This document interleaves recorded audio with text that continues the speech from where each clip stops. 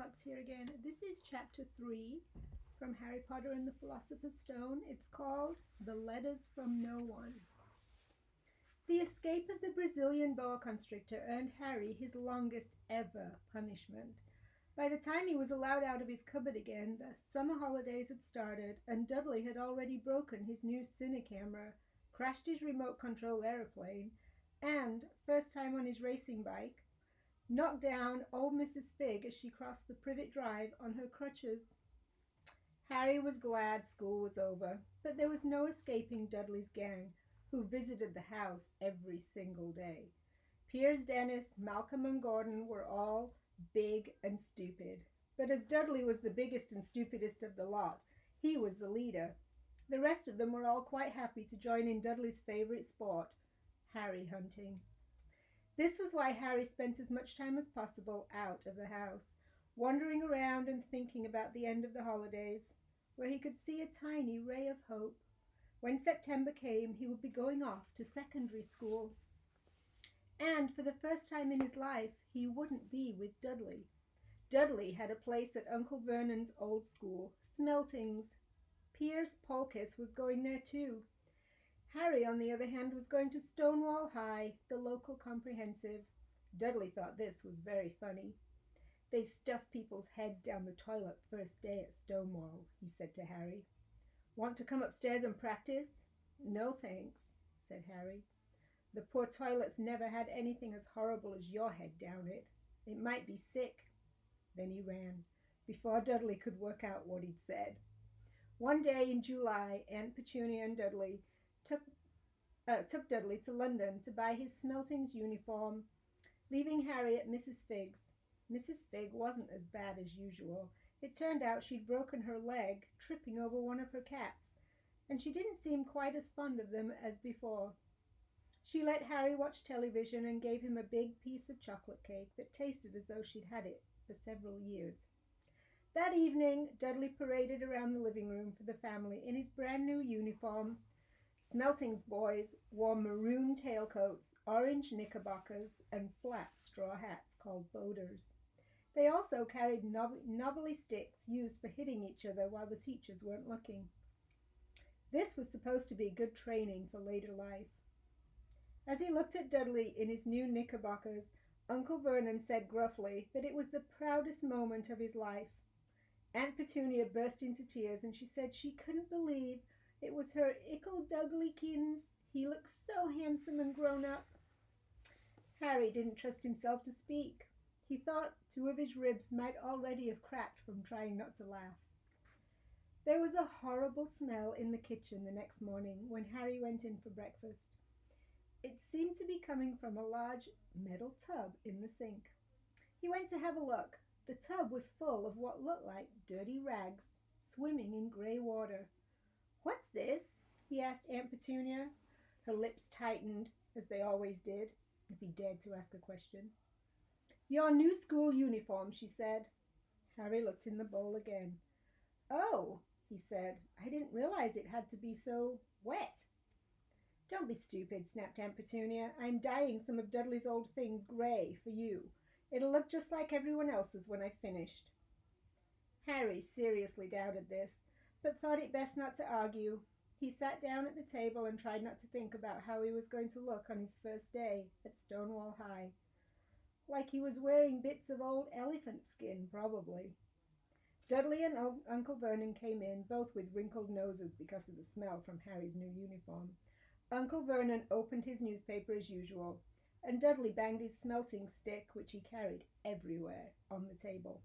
They heard the click of the letterbox and a flop of letters on the doormat. "Get the post, Dudley," said Uncle Vernon from behind his paper. "Make Harry get it." "Get the post, Harry." "Make Dudley get it." "Poke him with your smelting stick, Dudley." Harry dodged the smelting stick and went to get the post. 3 things lay on the doormat. A postcard from Uncle Vernon's sister Marge, who was holidaying on the Isle of Wight. A brown envelope that looked like a bill. And a letter for Harry. Harry picked it up and stared at it, his heart twanging like a giant elastic band. No one ever in his whole life had written to him. Who would? He had no friends, no relatives. He didn't belong to the library, so he never even got rude notes asking for books back. Yet here it was, a letter addressed so plainly there could be no mistake. Mr. H. Potter, The Cupboard Under the Stairs, 4 Privet Drive, Little Whinging, Surrey. The envelope was thick and heavy, made of yellowish parchment, and the address was written in emerald green ink. There was no stamp. Turning the envelope over, his hand trembling, Harry saw a purple wax seal bearing a coat of arms. A lion, an eagle, a badger, and a snake, surrounding a large letter H. "Hurry up, boy," shouted Uncle Vernon from the kitchen. "What are you doing? Checking for letter bombs?" He chuckled at his own joke. Harry went back to the kitchen, still staring at his letter. He handed Uncle Vernon the bill and the postcard, sat down, and slowly began to open the yellow envelope. Uncle Vernon ripped open the bill, snorted in disgust, and flipped over the postcard. "Marge is ill," he informed Aunt Petunia. "Ate a funny whelk." "Dad," said Dudley suddenly. "Dad, Harry's got something." Harry was on the point of unfolding his letter, which was written in the same heavy parchment as the envelope, when it was jerked sharply out of his hand by Uncle Vernon. "That's mine," said Harry, trying to snatch it back. "Who'd be writing to you?" sneered Uncle Vernon, shaking the letter open with one hand and glancing at it. His face went from red to green faster than a set of traffic lights. And it didn't stop there. Within seconds, it was a grayish white of old porridge. "Petunia?" he gasped. Dudley tried to grab the letter to read it, but Uncle Vernon held it high out of his reach. Aunt Petunia took it curiously and read the first line. For a moment it looked as though she might faint. She clutched her throat and made a choking noise. "Oh, Vernon! Oh, my goodness, Vernon!" They stared at each other, seeming to have forgotten that Harry and Dudley were in the room. Dudley wasn't used to being ignored. He gave his father a sharp tap on the head with his smelting stick. "I want to read that letter," he said loudly. "I want to read it," said Harry furiously, "as it's mine." "Get out, both of you," croaked Uncle Vernon, stuffing the letter back in its envelope. Harry didn't move. "I want my letter," he shouted. "Let me see it," demanded Dudley. "Out!" roared Uncle Vernon. And he took both Harry and Dudley by the scruffs of their necks and threw them into the hall, slamming the kitchen door behind them. Harry and Dudley promptly had a furious but silent fight over who would listen at the keyhole. Dudley won. So Harry, his glasses dangling from one ear, lay flat on his stomach to listen at the crack between the door and the floor. "Vernon," Aunt Petunia was saying in a quivering voice, "look at the address. How could they possibly know where he sleeps? You don't think they're watching the house?" "Watching? Spying? Might be following us," muttered Uncle Vernon wildly. "But what should we do, Vernon? Should we write back? Tell them we don't want—" Harry could see Uncle Vernon's shiny black shoes pacing up and down the kitchen. "No," he said finally. "No. We'll ignore it. If they don't get an answer, yes, that's best. We won't do anything. But I'm not having one in the house, Petunia. Did we swear when we took him in we'd stamp out that dangerous nonsense?" That evening when he got back from work, Uncle Vernon did something he'd never done before. He visited Harry in his cupboard. "Where's my letter?" said Harry, the moment Uncle Vernon had squeezed through the door. "Who's writing to me?" "No one. It was addressed to you by mistake," said Uncle Vernon shortly. "I have burned it." "It was not a mistake," said Harry angrily. "It had my cupboard on it." "Silence!" yelled Uncle Vernon, and a couple of spiders fell from the ceiling. He took a few deep breaths and then forced his face into a smile, which looked quite painful. Yes, Harry, about this cupboard. Your aunt and I have been thinking. You're really getting a bit big for it. We think it might be nice if you moved into Dudley's second bedroom." "Why?" said Harry. "Don't ask questions," snapped his uncle. "Take this stuff upstairs now." The Dursleys' house had 4 bedrooms, one for Uncle Vernon and Aunt Petunia, one for visitors, usually Uncle Vernon's sister Marge, one where Dudley slept, and one where Dudley kept all the toys and things that wouldn't fit into his first bedroom. It only took Harry one trip upstairs. to move everything he owned from the cupboard to this room. He sat down on the bed and stared around him. Nearly everything in here was broken. The month-old Cinecamera was lying on top of a small working tank Dudley had once driven over the neighbor's dog. In the corner was Dudley's first ever television set, which he'd put his foot through when his favorite program had been cancelled. There was a large bird cage, which has once held a parrot that Dudley had swapped at school for a real-life air rifle, which was up on a shelf, with the end all bent because Dudley had sat on it. Other shelves were full of books. They were the only things in the room that looked as though they'd never been touched. From downstairs came the sound of Dudley bawling at his mother. "I don't want him in there! I need that room! Make him get out!" Harry sighed and stretched out on the bed. Yesterday he'd have given anything to be up here. Today he'd rather be back in his cupboard with that letter than up here without it. Next morning at breakfast, everyone was rather quiet. Dudley was in shock. He'd screamed, whacked his father with his smelting stick, been sick on purpose, kicked his mother, and thrown his tortoise through the greenhouse roof, and he still didn't have his room back. Harry was thinking about this time yesterday and bitterly wishing he'd opened the letter in the hall. Uncle Vernon and Aunt Petunia kept looking at each other darkly. When the post arrived, Uncle Vernon, who seemed to be trying to be nice to Harry, made Dudley go and get it. They heard him banging things with his smelting stick all the way down the hall. Then he shouted, "There's another one! Mr. H. Potter, the smallest bedroom, 4 Privet Drive." With a strangled cry, Uncle Vernon leapt from his seat and ran down the hall.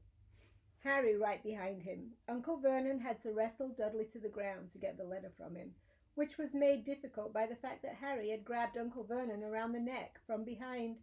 After a minute of confused fighting, in which everyone got hit by the smelting stick, Uncle Vernon straightened up, gasping for breath, with Harry's letter clutched in his hand. "Go to your cupboard, your bedroom," he wheezed at Harry. "Dudley, go, just go." Harry walked around and around his new room. Someone knew he had moved out of his cupboard, and they seemed to know he hadn't received his first letter.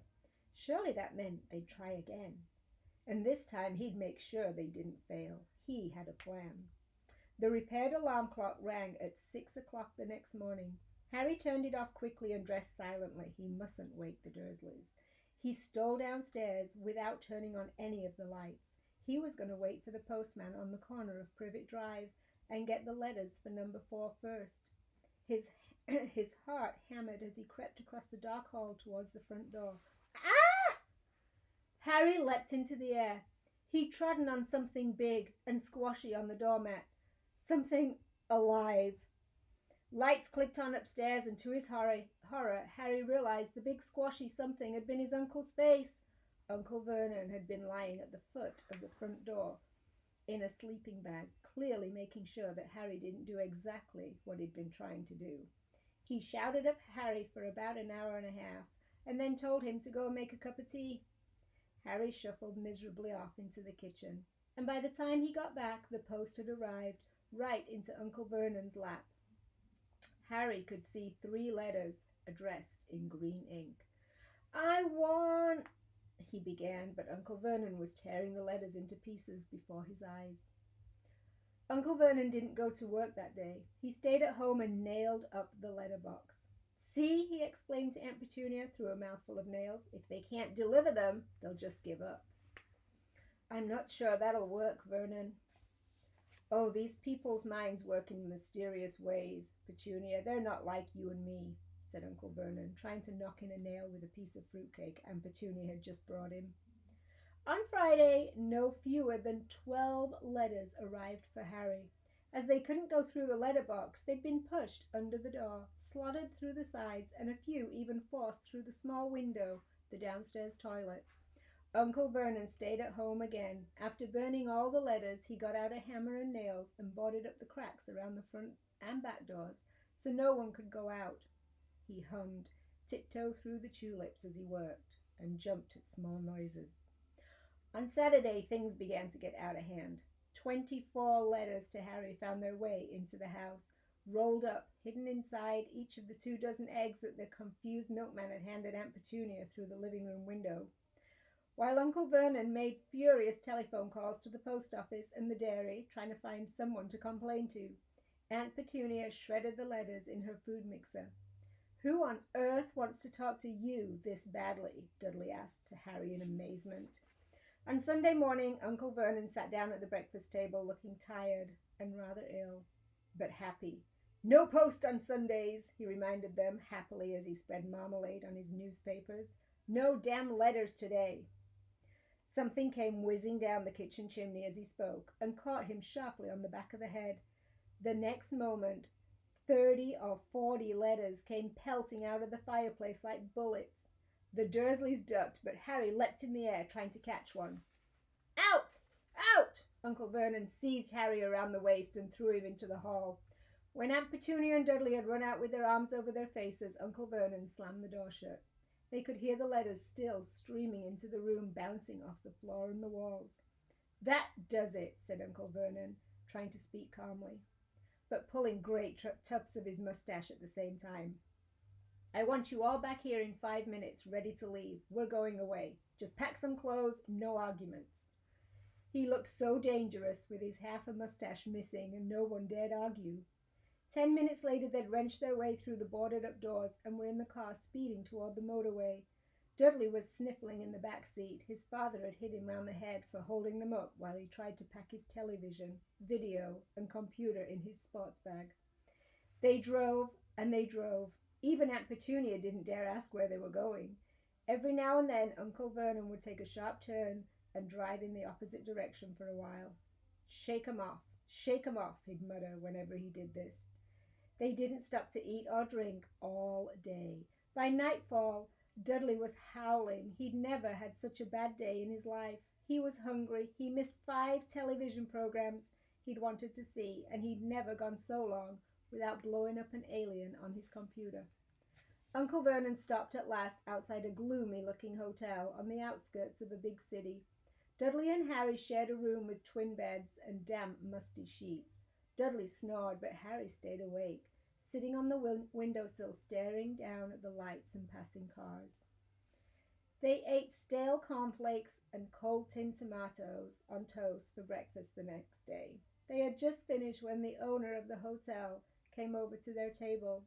"Excuse me, but is one of you Mr. H. Potter? Only I got about 100 of these at the front desk." She held up a letter so they could read the green ink, addressed Mr. H. Potter, Room 17, Railview Hotel, Cokeworth. Harry made a grab for the letter, but Uncle Vernon knocked his hand out of the way. The woman stared. "I'll take them," said Uncle Vernon, standing up quickly, following her from the dining room. "Wouldn't it be better to just go home, dear?" Aunt Petunia suggested timidly, hours later. But Uncle Vernon didn't seem to hear her. Exactly what he was looking for, none of them knew. He drove them into the middle of a forest, got out, looked around, shook his head, got back in the car, and off they went again.